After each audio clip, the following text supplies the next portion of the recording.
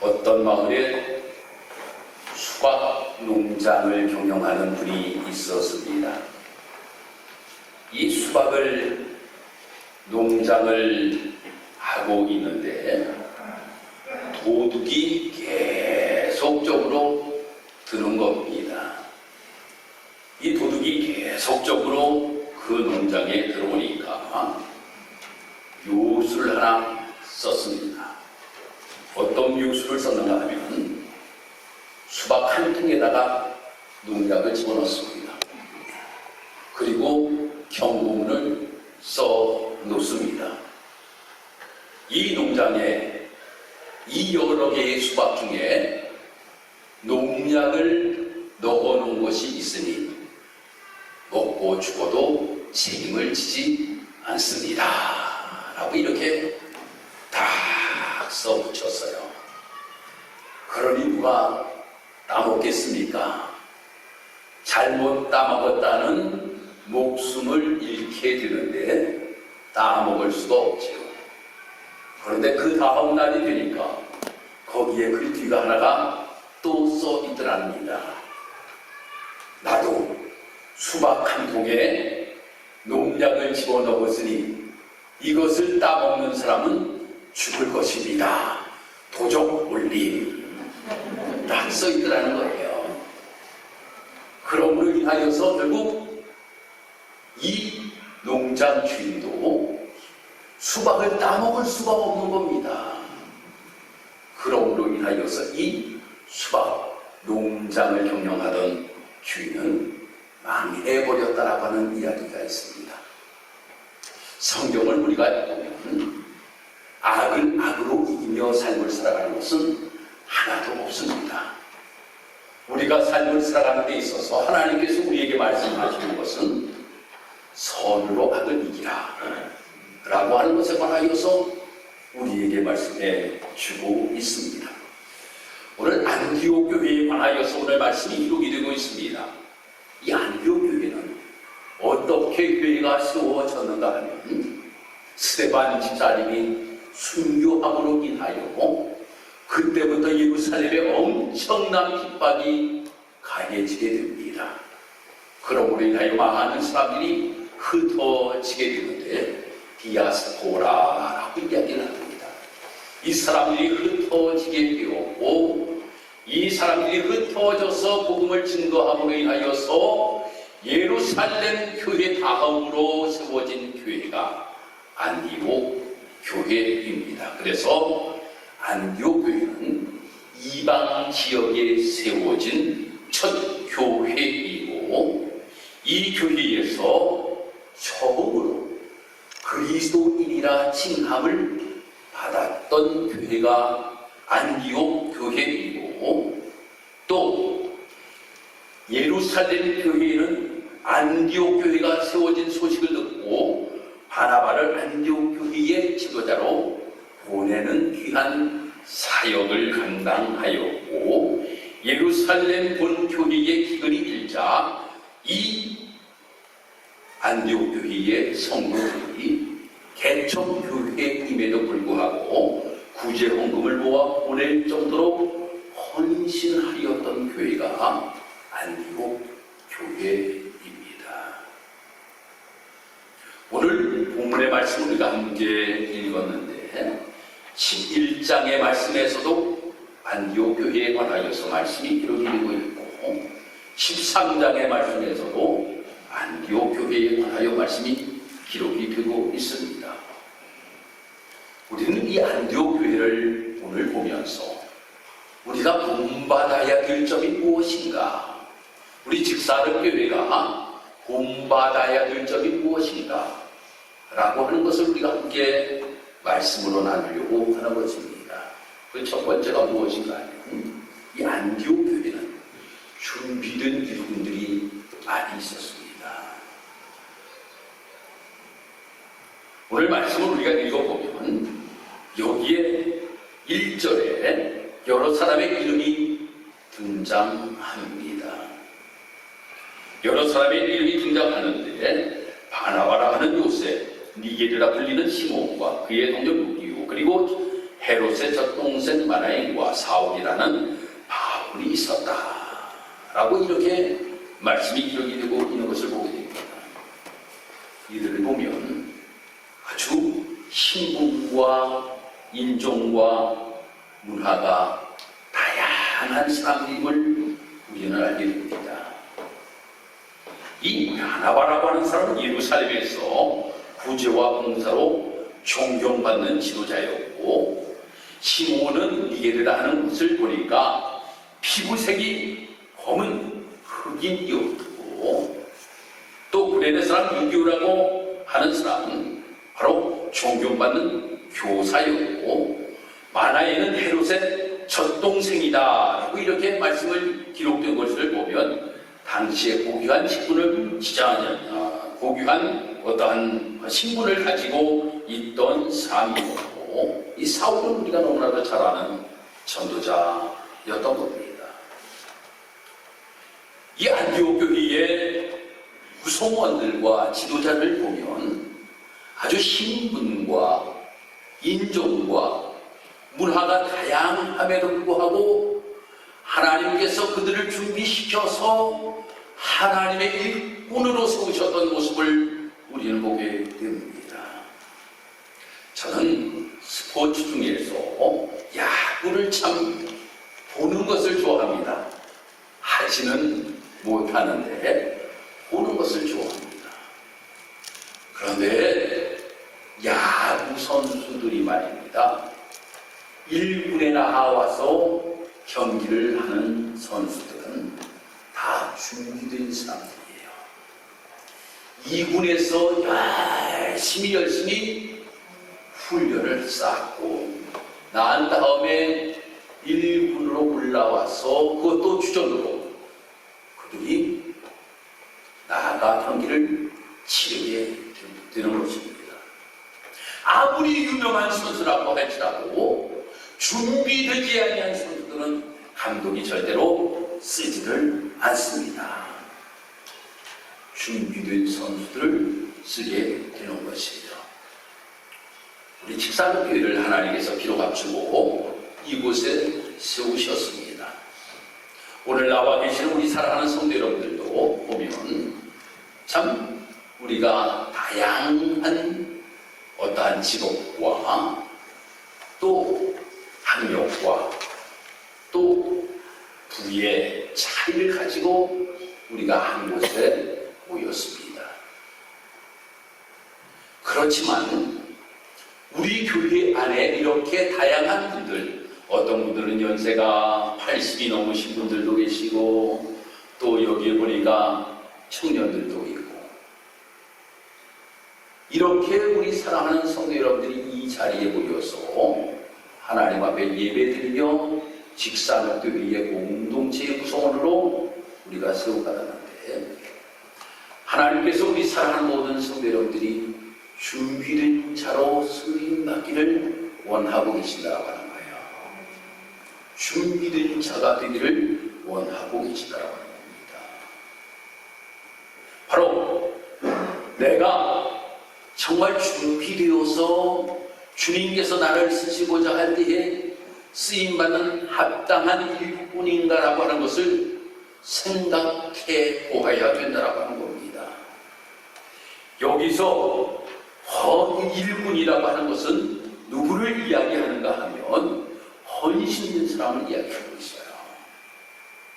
의무가 아니라 하나님께서 나에게 기회를 주셨다 라고 하는 마음의 자세를 가지고 있는 사람들이 일꾼입니다. 사람이 아니라, 사람을 바라볼 것이 아니라 하나님을 바라보면서 주의 일을 하는 사람이 주의 일꾼이라고 하는 겁니다. 이렇게 헌신된 사람, 의무가 아니라 나에게 하나님께서 좋은 기회를 하나님께서 나에게 허락하셨고, 또 사람을 바라보는 것이 아니라 하나님을 바라보면서 주의 일을 감당할 수 있는 나의 모습, 이 모습을 가지고 있다라고 하면 내가 준비된 일꾼이라고 하는 거예요. 이 자리에 사랑하는 성도 여러분들이 가슴에 손을 얹고, 하나님, 내가 정말 헌신된 자인지요.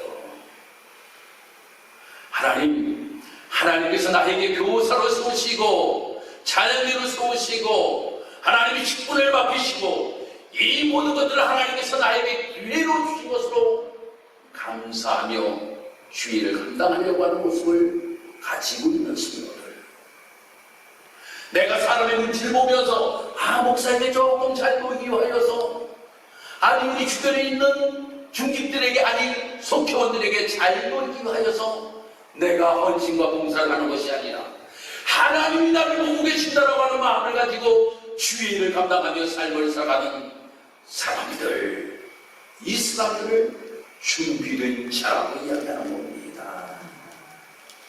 우리 성도 여러분들이 우리 안디옥 교회에 준비되었던 성도들과 같이 우리도 주님 앞에 준비된 자가 되어야 된다고 하는 겁니다.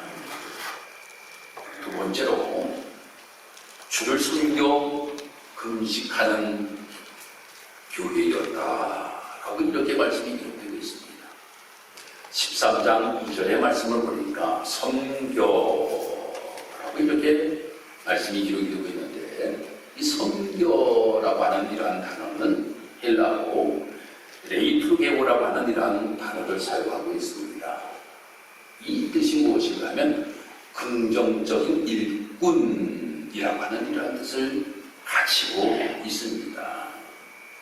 즉 긍정적인 일꾼이라고 하는 것은 무엇을 이야기하고 있는가 하면 주님께 바치는 의미가 있는 거예요.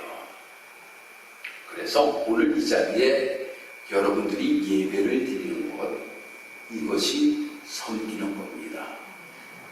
그래서 공동 번역에서는 어떻게 번역을 하고 있는가 하면, 주님께 예배드리고 있을 때에 라고 번역을 하였어요. 섬겨를 주님께 예배를 드리고 있을 때에, 즉 우리가 긍정적으로 내가 누구에게 이끌려 내가 정말로 억지로 하나님의 전하고 예배드리는 것이 아니라 내가 감사하는 마음, 긍정적인 마음, 정말 주님이 나를 위하여 십자가에 못 박혀 돌아가심으로 인하여서 그 놀라우신 주님의 은혜에 너무나도 감격스러워서 하나님의 전하와 하나님 앞에 예배하는 성도들의 모습, 이것을 섬김이라고 이야기합니다. 두 번째로 그 뜻은 무엇이냐 하면 이웃을 섬겨라고 하는 뜻을 또한 가지고 있습니다. 항상 우리가 성경을 보면 두 가지로 우리에게 꼭 말씀합니다. 하나님 사랑하면 이웃을 사랑하고, 하나님 섬기면 사람을 섬기며 삶을 살아가는 그리스도인의 모습이 되어야 된다고 하는 거예요. 안디옥 교회가 엄청난 핍박을 당하였습니다. 안디옥 교회가 힘들고 어려웠습니다. 사람들이 손가락질하였습니다. 그럼에도 불구하고 그들은 긍정적으로 이방인들과 유대인들이 함께 모여 섬겼습니다. 즉 예배드렸습니다. 예배만 드린 것이 아니라 그들은 함께 이웃을 섬기며 삶을 살아갔다고 하는 겁니다. 우리 직사교회가 예배하는 일에 앞장설 수 있는 교회가 되어야 된다고 하는 겁니다. 항상 우리 성도들이 예배하는 일에 있어서 억지로 내가 이끌려 나와 예배 드리는 것이 아니라 내 마음속에 감사함이 넘치고 정말 주님이 주시는 은혜가 너무나도 크기에 나의 온 마음 다해 하나님 앞에 예배 드리겠다라고 하는 이 마음을 가지고 하나님의 전에 나와 예배하는 성도들이 안디옥 교회의 성도들을 본받는 삶입니다. 이번에 우리가 예찬스를 건축하고 11월 14일 날 오후 4시에 봉헌 예배를 드립니다. 봉헌 예배를 드리면 이제 감독님과 우리 교육자분들이 오셔서 함께 예배를 드리시겠지요. 그리고 난 다음에 한 가지 하려고 하는 계획을 가지고 있습니다. 우리 이웃을 다들 초청해서 아름다운 예찬시를 건축하였으니 그들과 함께 나누려고 합니다. 우리가 이 교회를 건축하면, 이 예찬시를 건축하면서 많은 사람들에게 피해를 줬습니다. 소음으로 인하여 피해를 주었습니다. 큰 차들이 들락날락거림으로 인하여서 많은 사람들이 힘들고 어려웠을 거예요.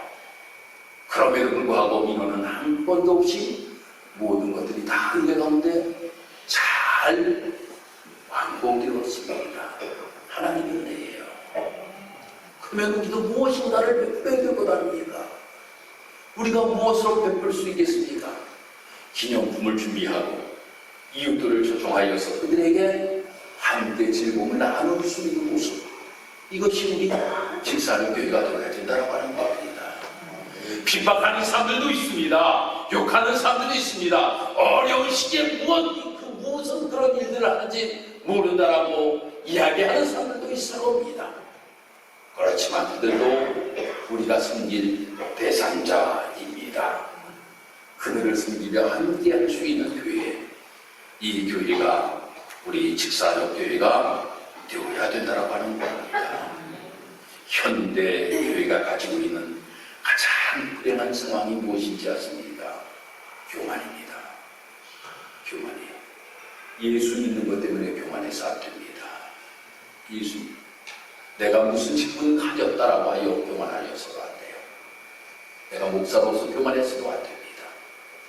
우리는 섬김의 모습을 가지고 삶을 살아갈 수 있는 우리의 모습, 이것이 한국교회의 모습이었던 겁니다. 세 번째로는 오늘 말씀을 보니까 기도하면서 순종하는 교회였습니다. 안디옥교회는 바나바와 사울을 따로 세우라고 하시는 주의 말씀을 받고 금식하며 기도하고 그들에게 안수하여 보냈다라고 이렇게 말씀드리고 있습니다. 여기서 두 가지를 이야기합니다. 첫 번째, 기도하는 것. 교회가 해야 될 일이 무엇입니까? 기도하는 거예요. 기도하는 거. 교회에 기도가 끊어지면 그 교회는 진정한 하나님과의 교제가 없는 교회이기에 살아있으나 죽은 교회입니다. 교회는 예수님께서도 말씀하셨듯이 만민이 기도하는 집입니다. 그러기에 항상 기도에 불이 꺼지지 아니하는 교회가 되어야 된다고 하는 거예요. 이제 코로나가 끝났는데 새벽 기도도 많이들 이제 나오셔야죠. 할렐루야. 아멘. 아멘 하신 분들 다 나오시고. 원래 새벽 기도의 10분의 1이 우리 교회의 어떤 멤버라고 이렇게 이야기를 하는데, 우리 교회는 한 18명에서 한 20명 사이 새벽 기도 나오셔요. 보면 18명에서 한 20명 사이. 적게 나오실 때는 뭐 15분 나올 때도 있고 말입니다. 우리 교회는 그래도 새벽 재단을 많이 하시는 분들인데, 예전에는 우리 교회가 한 25명 이상 새벽 기도를 나왔어요. 요즘 코로나로 인해서 좀 많이 줄었는데, 좀 우리가 기도하는 교회가 되어야 됩니다. 무슨 일을 할 때마다 경험하였잖아요. 우리가 불가능을 가능케 하시는 놀라우신 하나님의 능력을 우리가 기도하고 인하여 경험하였잖아요. 그러니 우리는 기도해야 된다고 하는 겁니다. 적극적으로 하나님 앞에 기도하는데, 기도의 방법 가운데 한 가지 주의해야 될 것이 있습니다. 내 뜻을 구하는 것이 아니라 하나님의 뜻을 구해야 됩니다. 내 뜻이 아니라 하나님의 뜻대로 모든 것들이 아름답게 이루어지기를 원하는 마음을 가지고 기도해야 됩니다. 내 뜻 가지고 기도하다가 이루어지지 아니하면 하나님 응답하지 아니하셨다라고 이야기해요. 하나님의 뜻과 정반대되게 됩니다. 내 뜻대로 되지 아니하면 인하여서 하나님 살아계시는 거야. 왜 응답지 아니하시는 거야? 라고 하는 이야기를 우리가 하는 경우가 많이 있는데, 아니, 조심해야 될 것이 내 뜻이 아니라 하나님의 뜻입니다. 예수님께서 겟세마네 동산에서 기도하십니다. 내 뜻대로 마옵시고 아버지의 뜻대로 되기를 원하며 기도하였던 예수님의 모습을 우리는 보게 됐잖아요. 이렇게 기도하는 교회가 되어야 된다고 하는 거예요. 두 번째로는 선교하는 교회가 되어야 된다고 하는 겁니다. 선교하는 교회. 우리가 선교라고 하는 것, 이것은 하나님의 뜻입니다. 예루살렘 교회가 지금 참으로 어려움을 당하였잖아요. 그러면 어려울 때에 거기에 사울이 있고 바나바가 거기에 있으면 더 좋을 텐데, 이방의 교회가 세워지게 되고 그 이방의 교회에다가 이제 교회가 또 세워지게 됩니다. 그럼 교회가 어느 정도 든든하게 서나갔어요. 안디옥 교회가. 그러면 또 이 바울과 이 바나바가 그 교회에서 계속적으로 머물러 있으면 좋았을 텐데 또 떠나는 겁니다. 무엇하러 떠나는 겁니까? 선교하러 떠나는 거예요. 그런데 오늘 말씀 우리가 읽어보면 아주 중요한 내용을 우리에게 말씀해 주고 있습니다. 2절 말씀입니다. 주를 섬겨 금식할 때에 성령이 이르시되 내가 불러 시키는 일을 위하여. 할렐루야. 내가 불러 시키는 일이 무엇인지 아십니까? 선교입니다. 하나님께서 성령을 통하여 시키시는 일이 무엇인가 하면 선교예요. 교회가 힘들고 어려우면 제일 먼저 하지 아니하려고 하는 것이 선교비를 내는 겁니다. 아니, 우리 교회도 힘들고 어려운데 어떻게 선교합니까? 이런 이야기들을 우리가 하는 경우가 많이 있어요. 이번에 부욕회 하면서 우리 성도 여러분들 그런 말씀 하시면 안 됩니다. 더 선교해야 됩니다. 어려울 때일수록 더 선교하면 하나님께서 부흥의 역사를 하나님께서 허락하신다라고 하는 거예요. 안디옥 교회가 지금 힘들고 어렵지만 선교할 때에 하나님께서 더 부흥의 놀라운 역사를 이렇게 세워주었다라고 하는 겁니다. 그러므로 인하여서 이 안디옥 교회는 가장 무법적인 교회예요. 이방 사람들도 이 안디옥 교회를 향하여서 그리스도인이라고 이렇게 칭할 수 있는 교회가 되게 되었다라고 하는 겁니다. 우리 제산교회가 그런 교회가 되어야 되지 않겠습니까? 이 안디옥 교회와 같은 교회가 되어야 되지 않겠습니까? 이 교회는 왜 하나님이 기뻐하시는 교회이기 때문입니다. 이러한 교회를 우리가 추구해야 됩니다.